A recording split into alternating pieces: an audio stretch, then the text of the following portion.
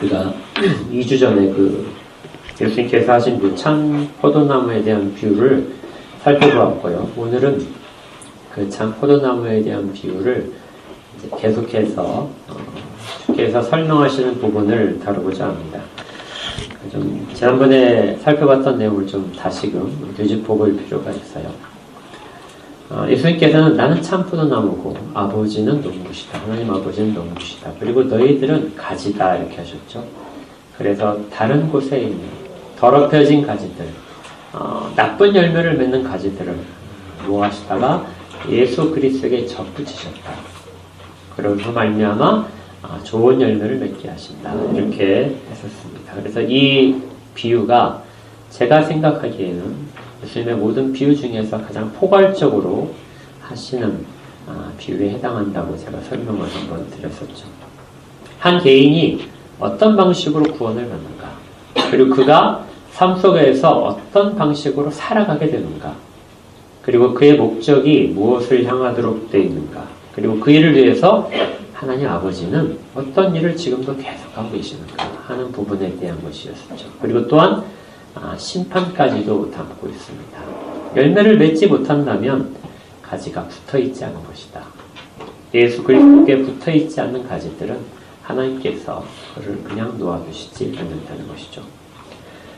그러나 열매를 맺는 가지는 더 많은 열매를 맺게 하기 위해서 계속해서 깨끗하게 하신다. 이 열매가 이제 가장 중요한 핵심인데요. 그 열매를 우리가 개인적인 차원에서 지난번에 살펴보았습니다. 성령께서 예수 그리스도에 붙잡혀져 있는 우리 모두에게 성령께서 열매를 맺게 하시는 것이죠. 성품에 변화가 발생합니다. 생각하는 모든 것이 악화했던 그런 사람들이 성령님의 도우심으로 변화가 일어나게 되는 것이죠. 그래서 갈라디아서 5장 22절에 여러분께서 잘 아시는 성령의 열매가 우리 가운데 한 개인에게 일어나는 이런 구원받은 자들에게 당연히 일어나는 변화를 나타내고 있습니다. 사랑과 희락과 화평과 오래 참음과 온유와 자비와 양선과 순서로 이어지네요. 사랑과 희락과 화평과 오래 참음과 자비와 양선과 충성과 온유와 절제인. 이 9가지를 이렇게 설명을 했지만 이것만 있는 것은 아닙니다. 대표적인 것이죠. 그런데 우리가 지난번 살펴봤을 때 아버지께서는 열매 맺는 것을 기다리고 계셨는데 열매가 맺히자 그 열매를 더 많이 맺게 하기 위해서 깨끗하게 하신다고 하셨죠. 그러니까 이 열매는 더 많이 맺힐 필요가 있습니다. 이렇게 되는 거죠. 예수를 믿는 사람들이 본성적으로 무슨 변화가 발생을 해요. 만약에 그 사람이 희락이 생기게 됩니다. 죄에 잡혀져 있던 사람이 이제 기쁨을 되찾는 것이죠. 자유의 기쁨을 되찾게 되는데 그렇게 했을 때 이 사람은 자기에 있는 희락뿐만이 아니라 오래 참음에 대한 것도 소원을 하게 됩니다. 그러니까 모두가 다 성령이 주시는 열매인데요. 한두 가지의 열매만 우리 마음 가운데, 우리 본성 가운데 맺히는 것이 아니고요. 다른 것들을 더 사모하게 되는 거죠.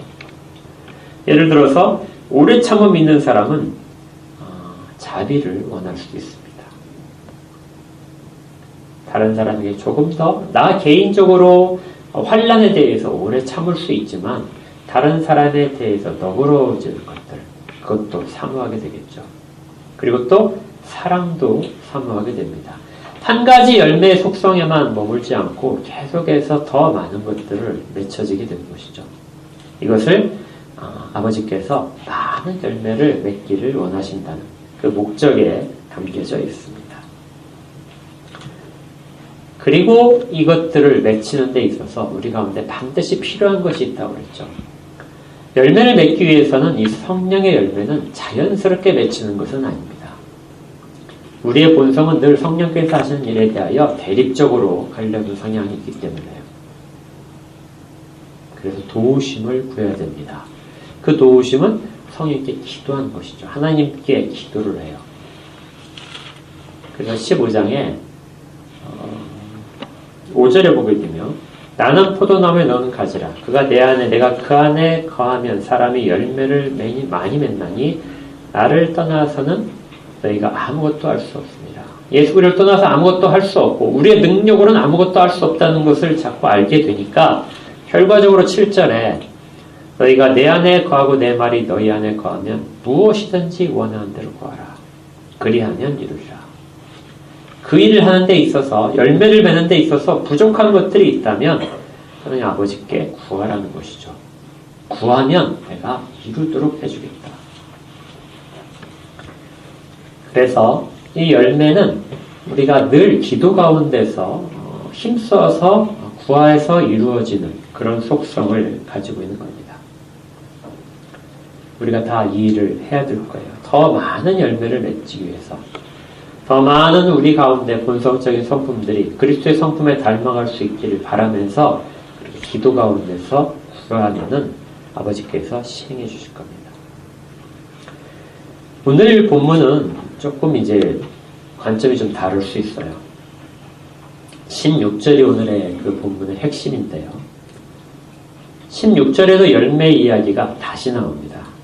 그리고 또 아버지께 무엇을 구하는지 다 받게 된다 하는 그런 기도에 대한 내용도 같이 나오는 것이죠. 그래서 어떻게 보게 되면 5절과 7절에 있는 내용을 다시 반복하는 것처럼 들릴 수 있습니다. 그런데 이 본문은 제가 이해를 하기에는 5절과 7절에 나오는 이 본문과는 조금 다른 그런 열매를 의미한다고 생각을 합니다.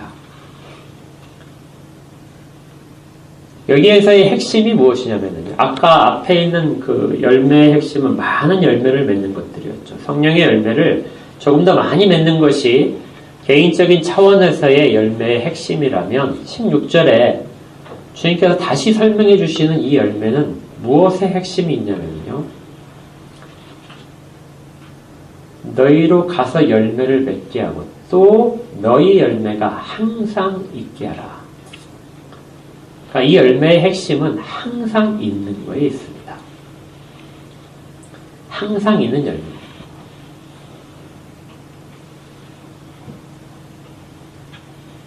그래서 제가 생각하기에는 다른 주석가들도 보기에는 앞에 있는 열매와 이 열매는 좀 다른 열매가 아닌가. 그러니까 개인적으로 맺는 열매가 아니고요.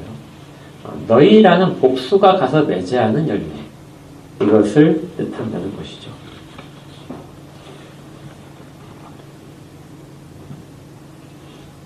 (5절에) 보게 되면 거기에 열매를 맺는 사람은 분명하게 내가 그 안에 거하면 사람이 열매를 맺는다. 여기에서의 그라는 사람과 그라는 인물과 사람이라는 이 단어들은 전부 다 단수예요.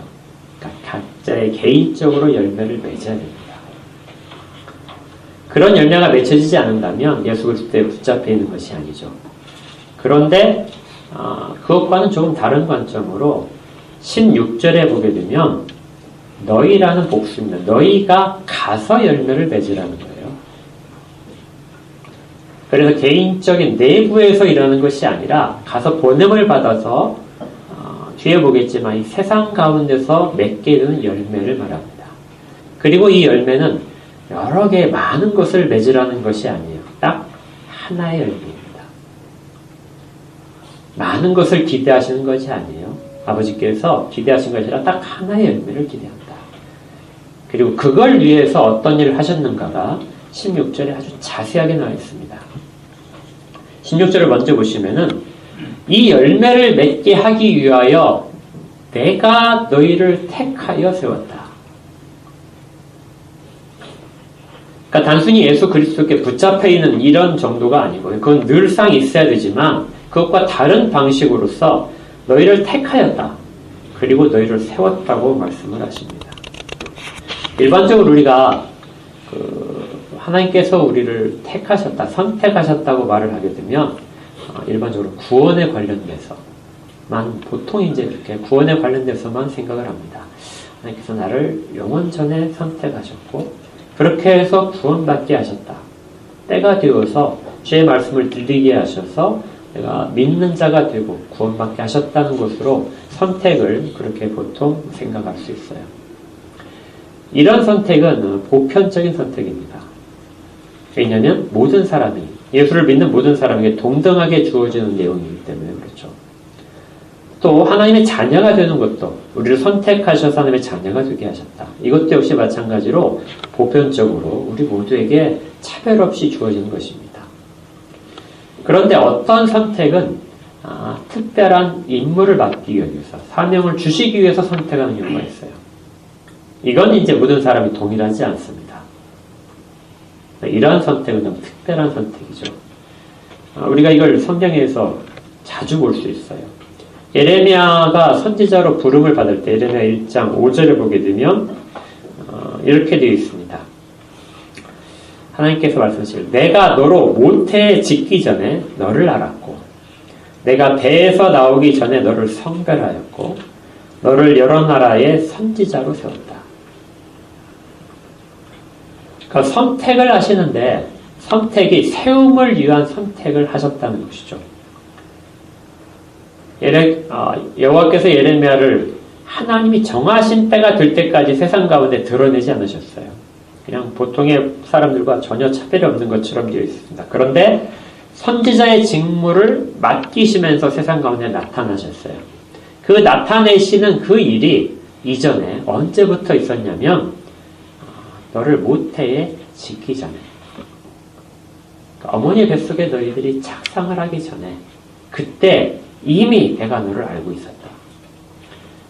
또 네가 어머니의 배로부터 출생하기 전에 이미 내가 너를 거룩하게 구별하였다. 그러니까 선택하신 것들이 계속 반복되죠. 그리고 때가 되어서 내가 너를 선지자로 세웠다. 그래서 동일한 내용들을 사도 바울도 이렇게 이야기를 했습니다. 갈라디아 1장 13절에 내가 이전에 유대교에 있을 때 행한 일을 너희가 들었거니와 하나님의 교회를 심히 박해하여 멸하고 내가 내 동족 중 여러 영각자보다 그 유대교를 지나치게 믿어 내 조상의 전통에 대하여 더욱 열심히 있었다. 그러니까 바울은 사도로 택함을 받기 전에는 교회에 대한 핍박자였습니다. 아주 심한 핍박자였죠. 그런데 그가 어느 순간에 예수 그리스도를 만나게 되고 완전히 바뀌게 됩니다. 그러면 그는 언제부터 자기가 선택받았다고 이야기를 하냐면 계속해서 15절에 이르게 그러나 내 어머니의 태로부터 나를 택정하셨다. 그러니까 다메섹으로 가는 길에서 예수 그리스도를 만남으로써 그가 시작된 것이 아니고요. 그가 어머니의 태로부터 나를 택정하셨다. 나는 택정받은 사람이다. 이렇게 얘기하죠. 선택은 우리가 알고 있는 그 순간 속에서 이루어지는 것이 아니고요. 우리가 알지 못하는 속에서 이루어져 있고 그것이 계속 진행되고 있었던 것을 알 수 있어요. 그의 은혜로 나를 부르셨다. 내가 전혀 교회에 대하여 어떤 것도 유익을 끼칠 수 없었는데 그래서 박해자였을 뿐인데 오직 은혜로 나를 택하여 부르셨다는 거죠. 목적이 있었습니다. 16절에 그의 아들을 이방에 전하기 위하여 그를 내 손에 나타내셨다. 세워짐을 입는 사람들, 선택되어서 세워짐을 입는 사람들에게는 언제나 이 생각이 있게 되는 것이죠. 나는 어떤 한 순간 속에, 내 인생 속에서 한 순간에 세워지는 존재가 아니고 그 이전에 내가 태어날 때부터 그 존재로서 하나님이 준비하고 계셨다는 것을 고백하는 겁니다. 모든 제자들이 이렇게 고백을 하게 돼요. 나는 몇 월 며칠부터 제자였다. 이런 식으로 고백을 하진 않습니다. 나는 언제나 내가 짓기 전에, 내가 모태에 생기기 전에부터 하나님께서 나를 택정하셨다. 그리고 시간이 될 때까지 나를 양육하시다가 내가 전혀 모르고 하나님을 막 박해하고 교회를 박해하는 그런 적대자로 사는 그 기간 동안에도 나를 하나님께서 양육하셨다. 그리고 때가 되자 내 모든 것들을 은혜로서 변화시키셔서 나를 이렇게 세우셨다고 고백하는 것이죠.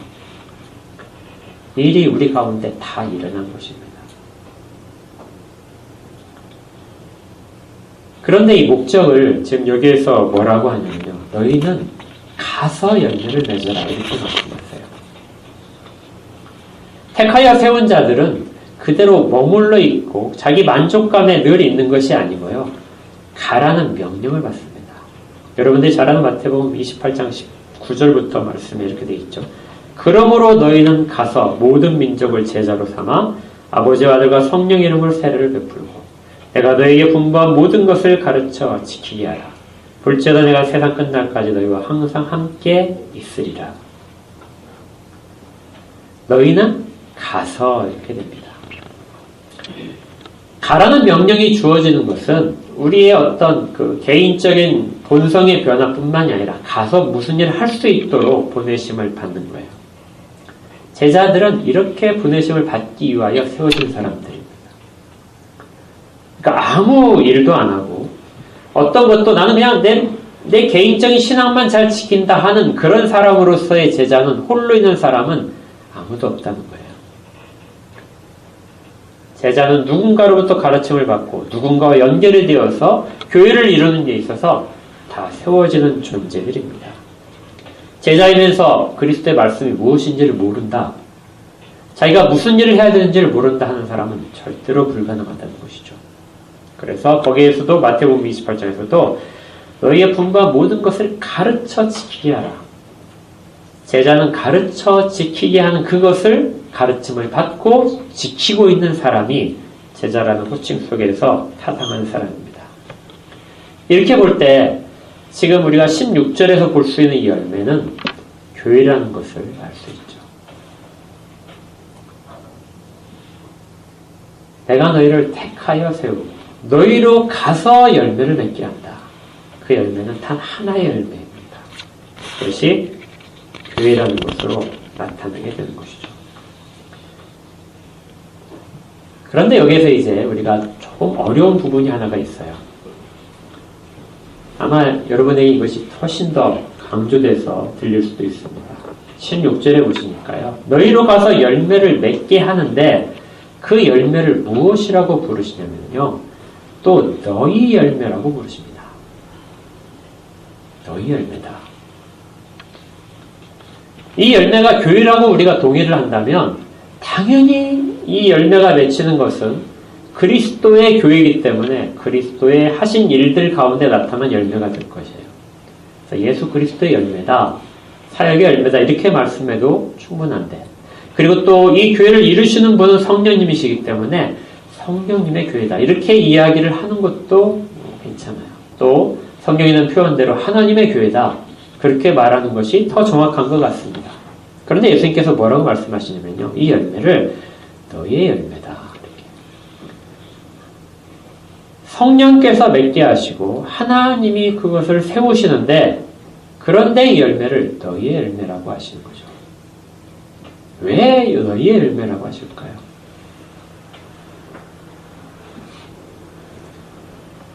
이것은 이 열매를 세우는데, 이 교회를 세우는 데 있어서 이 사도들과 또 제자들의 역할이 아주 중대하기 때문에 그렇습니다.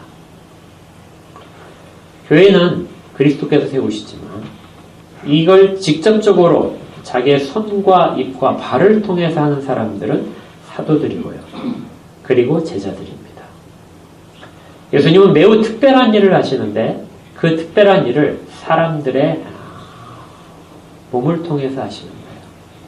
사람들의 헌신을 통해서 하십니다. 사도들이 순교를 함으로써 그 피가 교회의 털을 정결하게 하고 든든하게 만드는 것이죠.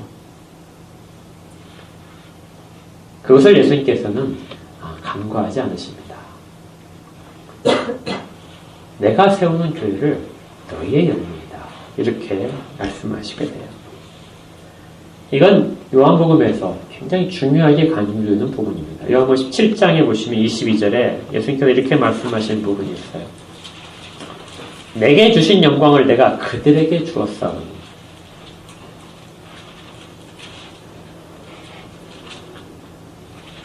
이는 우리가 하나가 된 것 같이 그들도 하나가 되게 하려 함입니다.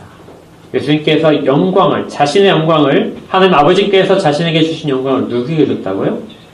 그들 제자들에게 주셨다는 겁니다.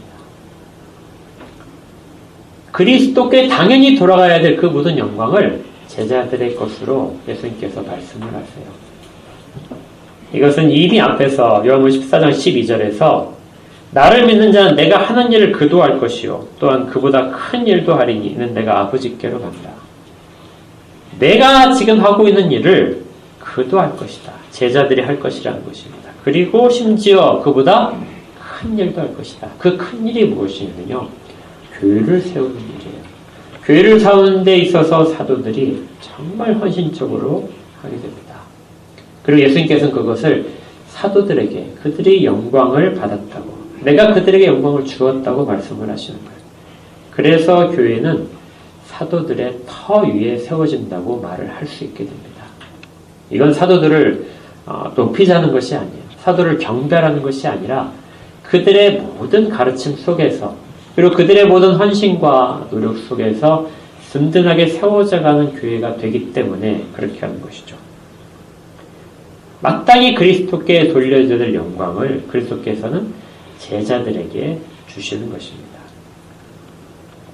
요한복음 17장 10절에서는 내 것은 다 아버지의 것이요 아버지의 것은 내 것이오는데 내가 그들로 말미암아 영광을 받았나이다.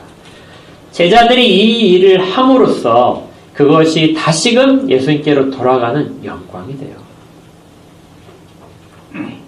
아버지의 말씀을 온전히 순종함으로써 그리스도께서 영광을 받으셨다면 그것을 제자들에게 주시고 제자들이 그 모든 말씀에 대해 그리스도 말씀에 대하여 완전히 순종할 때 그리고 그런 말미암아 교회가 점점점 흥왕하게 될 때 그때 예수 그리스도는 그 일들로 말미암아 다시 영광을 받으시는 것이죠. 내가 그들로 말미암아 영광을 받습니다.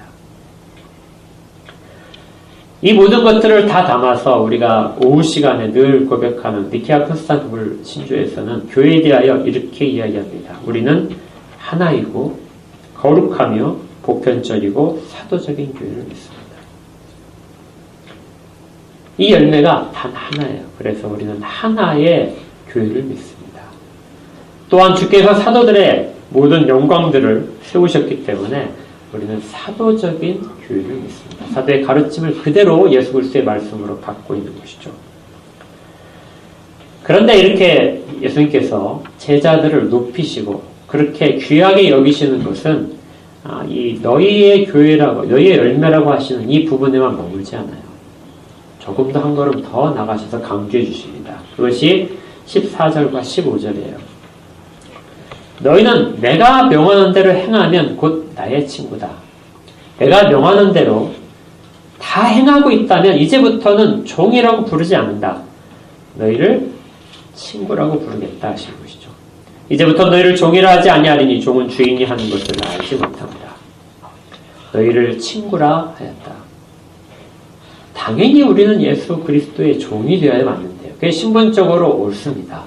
우리가 늘 있어야 될 자세죠. 근데 예수님께서는 내가 너희를 종이라고 하지 않고 친구라고 하겠다. 엄청나게 우리를 영광스럽게 만들어주세요. 이 당시의 그 상황 속에서 종과 친구는 정말 구별되는 개념입니다. 당시 속에서 가장 흔하게 구별되는 것을 찾으면요. 식사 자리에 함께 하지 못하면 종이에요. 그러니까 집에 식사 자리가 있는데요. 식사 자리에 주인과 손님들이 앉죠. 종들은 그 옆에서 서서 혹은 무릎을 꿇고 시종을 둡니다. 이게 종과 친구의 차이예요. 주인의 친구는 대접을 받죠. 식탁에 앉아서 식사를 합니다. 종은 그걸 섬길 뿐이에요. 그런데 내용적으로 친구와 종의 차이는 무엇이냐면 예수님께서 말씀하신 것처럼 종은 주인이 무엇을 원하는지를 그 계획을 전혀 알지 못해도 일을 해야 돼요. 그러니까 마치 많은 일 중에 작은 일 하나를 맡아서 할 때 그리고 전체가 무엇인지를 모르고 일을 하는 사람들이 종이라는 것이죠. 그런데 친구는 같은 일을 하는데요. 같이 일을 하는 사람이 친구입니다. 같은 일을 하는데 전체를 다 알아요. 전체에 대한 설명을 다 듣고 자세하게 그것이 무엇을 목적으로 하는지 어떤 방식으로 해야 되는지 그리고 마지막에 그 결과가 어떻게 나타날 것인지를 진행 과정까지도 자세히 설명을 듣고 함께 일을 하는 사람이 친구입니다. 예수님께서 이제부터 너희를 종이라고 하지 않겠다고 말씀하시는 것은 내가 너희와 모든 것들을 다 공유하겠다는 뜻이에요. 15절에 이렇게 되어 있습니다. 마지막에 내가 내 아버지께 들은 것을 다 너희에게 말을 하였다. 내가 이 땅 가운데 온 목적과 그리고 나를 통하여 세상 가운데 드러날 일들 그리고 장차 내가 이룰 일들 이 모든 것들을 내가 너희로 하여금 다 알게 했다. 그래서 너희는 더 이상 종이 아니라 친구이다. 그리고 그렇게 모든 것들을 다 알고 그들의 헌신을 바쳐서 순종함으로써 세워주는 교회에 대하여도 예수님께서는 너희의 열매다 하고 말씀을 하실 거예요. 얼마나 놀라운 일인지 모릅니다. 우리에게도 그렇게 말씀하실 거예요. 내가 너희에게 모든 것을 알려주었다. 그럼 너는 이제부터는 종이 아니다. 그냥 어쩔 수 없어서 일을 하는 그런 존재가 아니라 목적을 분명하게 알고 그것을 너의 기쁨으로 알면서 참여하는 존재가 되었을 때 예수님은 지금도 우리에게 친구라고 말씀하실 겁니다. 그리고 마지막으로 이 말씀을 하세요. 너희 열매가 항상 있게 하겠다. 너희가 이렇게 맺어지는 열매인데 그런데 너희 열매는 항상 있을 것이다. 사도들은 이제 얼마 있어서 다 순교를 거의 당할 거예요. 다 죽을 겁니다. 제자들도 대부분이 다 순교를 하게 돼요. 그러면 이 교회는 어떻게 세워질 것인가? 그들이 맺은 열매는 어떻게 유지될 것인가? 하는 그런 궁금증을 가질 수 있어요. 그런데 주님께서 말씀하십니다. 너희 열매가 항상 있을 것이다. 이 말은 항상 있게 하시겠다는 뜻이에요. 제자들이 다른 제자를 가르치고 그 제자들이 다시금 바르게 세워져서 교회를 이루고 그래서 교회는 언제나 영원히 있을 것이다 는 뜻이죠.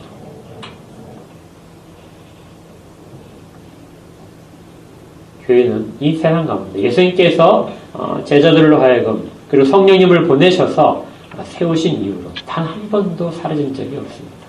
형태상으로는 부패한 교회도 있고요. 잘못된 교회들도 있습니다. 그러나 참다운 교회들, 참 교회는 이 세상에 한 번도 사라진 적이 없어요.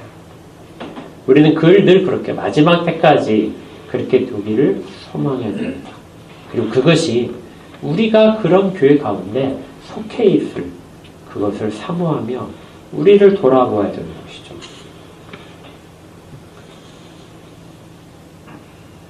그런데 이 교회가 어디에 세워지냐면요. 세상 가운데 세워집니다. 여기에 이제 어려움이 있어요. 세상은 예수님께서 말씀하시기를 18절에 보게 되면요. 세상이 너희를 미워할 것이다. 그리고 19절에는 너희가 세상에 속하였더라면 세상이 자기의 것을 사랑할 것이지만 너희는 세상에 속한 자가 아니다. 예수님께서 선택해서 세우신 순간부터 제자들은 세상에 속한 자가 아니게 됩니다. 세상에 속하지 않고 그리스도에게 속한 존재가 되고요. 하나님 나라에 속한 자가 되는 것이죠. 그렇다면 이 세상 가운데 교회를 세우면서 세상이 너희를 미워할 것이라는 이 부분을 만나게 됩니다. 힘들죠. 교회가 정말 바른 교회라면요. 세상이 교회를 좋아할 수가 없어요. 왜냐하면 교회는 늘 무엇을 위해 세워지냐면 예수 그리스도를 증언하기 위해서 세워집니다. 모든 열매는 사실 그 속성이 예수 그리스도를 증언하는 거예요. 개인적인 차원에서 성령의 열매를 맺는 것도 예수 그리스도를 증언하는 거예요. 내가 예수 그리스도께 붙어 있다는 것을 증언하고 세상 가운데 예수 그리스도가 사람을 어떻게 변화시키시는가에 대해서도 증언하는 것이 우리 개인의 변화입니다. 그러니까 여러분들이 세상 속에서 참다운 그리스도인으로 살게 되면 사람들은 그것을 모를 수가 없어요. 변화가 분명하게 나타나기 때문에 그렇습니다. 그런데 이 모든 사람들이 다 모여서 하나의 열매를 맺는 교회를 맺게 되면 얼마나 이것은 더 영광스러울까요? 세상이 모를 수가 없습니다. 그것이 드러나게 됩니다. 그러면 그때 찾아오는 반응이 세상이 너희를 미워할 것이다. 세상은 그리스도를 받지 않는 세상입니다.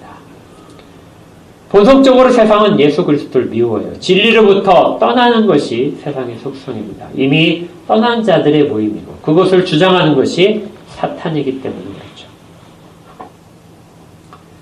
자기에게 속하지 않은 자가 누군지를 명확하게 곧바로 구별해냅니다.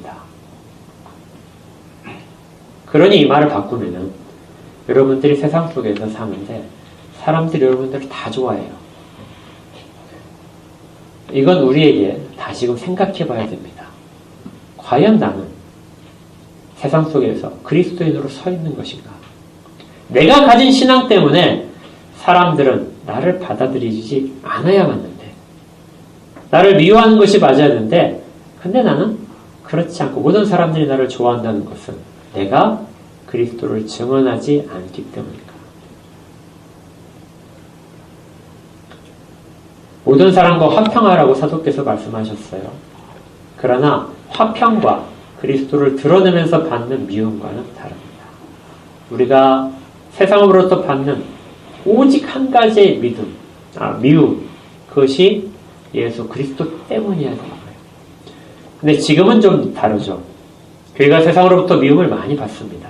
조롱도 당하죠. 그런데 예수 그리스도 때문에 받는 조롱은 별로 없는 것 같아요. 모든 것은 본능적으로 이루어지겠지만 그 속에서 구체적인 이유들은 도덕성에 대한 타락, 교회가 기대치만큼 하지 못하는 일들, 이러한 것들이 세상의 조롱과 비난의 소재가 되게 됩니다. 이건 매우 안타까워야 돼요. 이건 정상적인 것이 아니에요. 교회는 세상으로부터 지탄을 받고 미움을 받을 때는 예수 그리스도 때문에 받아야 됩니다. 그렇지 않다는 것은 우리가 건강하지 못하다는 거예요. 예수 그리스도를 진정으로 증언하는 것, 이것이 각자 개인이 맺어야 될 열매이고 그리고 교회가 나타내야 될 열매입니다. 이것은 근본적으로 예수님께서 말씀하시기를 세상이 나를 모르기 때문이라고 말씀하세요. 21절을 보시면 그러나 사람들이 내 이름을 말미암아 이 모든 일들을 너에게 할 것이다. 이제 제자들은 세상 가운데 나가서 첫 번째 당할 것이 출교입니다. 16장 2절에 보게 되면 사람들이 너희를 출교시킬 것이다. 하나님을 믿는다고 하는 사람들로부터도 너희들은 돌가 될 것이고 출교당해서 유대인 사회에서 너희들이 서 있지 못할 것이다. 그리고 심지어 로마 사람들로부터는 핍박을 받아서 죽게 될 것입니다. 그런데 이 모든 일들이 왜 발생하냐면 나를 미워하는 것인데 왜 나를 미워하냐면 21절에 이는 나를 보내신 이를 알지 못하기 때문이다. 하나님을 알지 못하고 예수 그리스도를 알지 못하기 때문에 사람들이 예수 그리스도를 미워한다는 것입니다. 사람들이 교회를 싫어하는 것도 예수 그리스도를 알지 못하기 때문이라는 거예요. 그래서 이것과 제자들은 늘 싸워야 됩니다. 이것이 제자들에게 주시는 예수님의 당부예요. 내가 이것을 너희에게 이르면 이 싸움이 있을 것인데 그 싸움에서 너희들로 하여금 실족하지 않게 할 것이다. 여러분들이 참다운 그리스도인이라면은 이 부분에 대한 싸움, 이 안타까움에 대한 반응들이 늘 있어야 되는 것이죠. 사람들은 예수를 모릅니다. 그들이 알고 있다. 내가 예수를 잘 알고 있다. 이렇게 말하는 것들은 전부 다 잘못 알고 있는 것들이에요. 정말 참다운 예수를 안다면, 우리가 그것을 바르게 전하고 증언을 했다면 그들이 그것 때문에 모든 것들을, 자기의 모든 것들을 돌아볼 수 있게 되는 것이죠. 그러나 이 교회가 세상과의 이 싸움 속에서 있지만 또한 예수님께서는 그 싸움의 자세를 말씀을 하십니다. 저들은 단지 모를 뿐이다. 제자들도 마찬가지였어요. 저희들도 예수를 몰랐습니다. 그러나 알게 되자 예수를 따라온 것이죠. 세상 사람들을 대할 때 그들이 너희를 미워한다고 해서 그들을 미움의 대상, 싸움의 대상으로 생각하지 말고 그들을 아직 나를 모르는 자로 대하라고 주님이 말씀하시는 겁니다. 나를 보내신 이를 알지 못하고 나를 모르기 때문에 나를 미워한다. 그래서 그리스도인들은 우리를 조롱하고 박해하는 사람들에 대하여 이 마음을 꼭 가지고 있어야 돼요. 그들과 대적하기보다는 그들이 아직 모르고 있다. 심지어 예수님께서도 그러셨어요. 예수님께서 십자가에 달려 죽으실 때 그때 우리 가상칠언이라고 하죠. 십자가상에서 하신 7마디 중에서 아버지 저들을 사하여 주옵소서. 자기들이 하는 것을 알지 못합니다. 자기들이 지금 누구를 못 받고 있는지 알지 못합니다. 자기들이 지금 무슨 일을 하고 있는지 전혀 알지 못합니다. 저들이 그 죄를 지금 범하고 있습니다. 그러니 저들을 사하여 주옵소서. 우리가 잘 아는 스테반 선생도 죽기 전에 이렇게 기도했습니다. 무릎을 꿇고 크게 불러 이르되 주여 이 죄를 그들에게 돌리지 마옵소서. 동일하게 모르는 사람들이 그들의 죄 때문에 죄를 엄청난 박해를 하고 있는데 그것조차도 이 죄를 그들에게 돌리지 마시고 그들의 무지 때문에 하는 그것을 안타깝게 생각해달라고 기도를 했던 것이죠. 불신앙은 모르기 때문입니다. 그러니까 우리가 이 생각을 늘 가지고 있어야 돼요. 예수를 믿는 사람들이 아직 모른다. 그러니 증언을 해야 된다. 그리고 그 증언을 할 때 사람들이 기존에 갖고 있던 생각과 예수님에 대한 생각과 충돌할 수 있어요. 그리고 기독교에 대하여 가지고 있던 잘못된 생각과 충돌할 수 있습니다. 그럴 때 우리가 다시 돌아가서 오래 참아야 돼요. 사랑으로. 그것이 우리에게 절망이 아니라 소망이 되고 기쁨이 되어야 됩니다. 이런 것들을 할 때 비로소 이 열매가 예수 그리스도께서 보내신 그 목적대로 나타나게 되는 것이죠. 그리고 이제 이 일들을 소망을 해야 됩니다. 이 일은 우리 가운데서 우리가 노력을 해서 해야 되는 일이에요. 교회는 성도들의 희생 없이는 절대로 세워지지 않습니다. 그런데 우리도 잘 알듯이 우리가 그 일을 감당할 능력이 없다는 것도 알아요. 우리가 그 박해를 견딜 힘이 없어요. 세상의 조롱에 대하여 우리가 오래 참아줄 힘도 없습니다. 우리는 같이 부딪힐 뿐이죠. 그들을 무지하다고 내가 용서해 줄 수 있는 것도 없어요. 우리는 그렇게 인내심이 많지 않습니다. 너그럽지도 않고요. 그런데 이것이 명령이에요. 내가 이것을 늘 항상 잊게 만들겠다. 그래서 다시 기도해야 됩니다. 그래서 16절의 뒷부분에 이렇게 있잖아요. 너희 열매를 항상 잊게 하여 내 이름으로 아버지께 무엇을 구하든지 다 받게 하라. 이것을 원하면 정말 교회가 세상 가운데서 그리스도를 증언하기 위해서 세워지는 것을 원한다면 그리고 그 너희들의 능력이 부족한다는 것을 알다면 그러면 기도해라. 아버지께 구하라. 그래서 아버지께 구하라는 것이 2번 나오는 것이죠. 하나는 개인적인 성품 속에서 구해야 됩니다. 여러분들의 성품들, 내 이런 부분이 정말 좋지 않은 성품들, 그런 성품들을 없애주기를, 그리고 성령의 열매가 맺혀지기를, 더 많이 맺혀지기를 간구해야 돼요. 그러면 주시겠다고 약속을 하셨거든요. 그리고 또 교회에 대해서도 마찬가지입니다. 교회가 늘 항상 있기를, 우리 교회가 그런 교회가 되기를, 정말 예수 그리스도를 바르게 증언하는 교회가 되기를 늘 사모하는 마음, 세상 가운데 진리 때문에 박해를 받는 것을 오히려 감사하는 마음들, 이런 것들을 주시기를, 견딜 힘을 주시기를, 우리의 입술이 바른 진리만을 전할 수 있기를 기도해야 하는 것이죠. 그러면 그리스도께서 내 이름으로 아버지께 무엇을 구하든지 간에 다 받게 하려 하신답니다. 그리고 또 하나가 있어요. 대외적으로는 이렇게 간구함으로써 세상 가운데 담대하게 나가지만 그 안으로 세상에 미움이 많아질수록 우리 가운데 더 필요한 것이 무엇이냐면요. 17절에 다시 말씀하시는 것이 서로 사랑하라. 두 가지 면으로 우리는 이 교회가 바르게 세워지는 것들을 소망하는 방법이 있습니다. 아버지께 기도해야 되고요. 그리고 우리 서로가 사랑을 해야 되는 거죠. 사랑만이 그 모든 미움을 견디게 만듭니다. 세상은 우리 가운데 미움을 줌으로써 우리를 산산이 갈라지게 만들 거예요. 근데 그것을 견디게 만들 수 있는 것, 그 흩어짐을 면하게 만드는 것은 사랑입니다.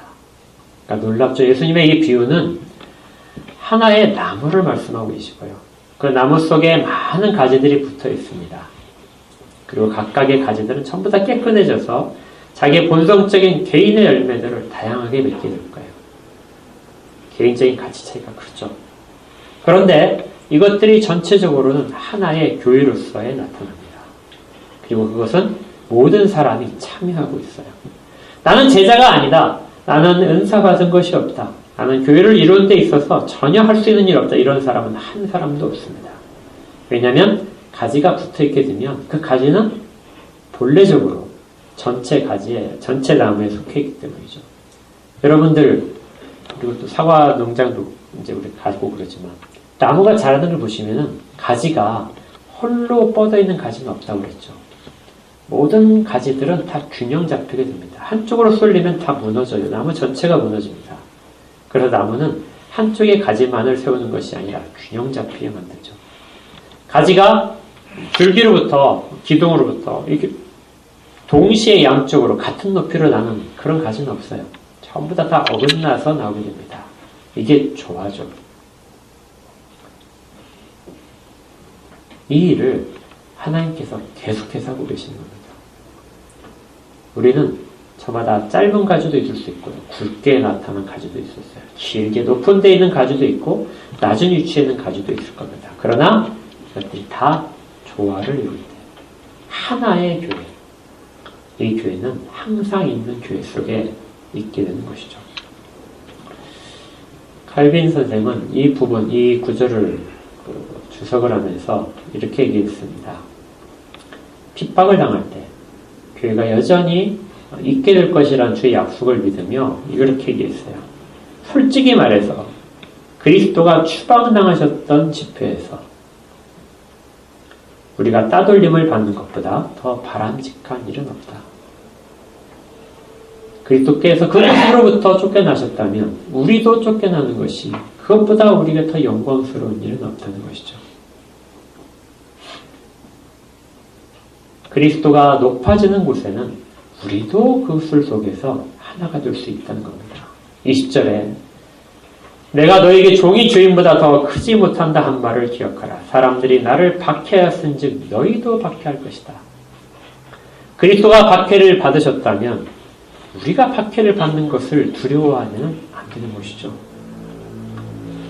내 말을 지킨다면 너희 말도 지킬 것이다.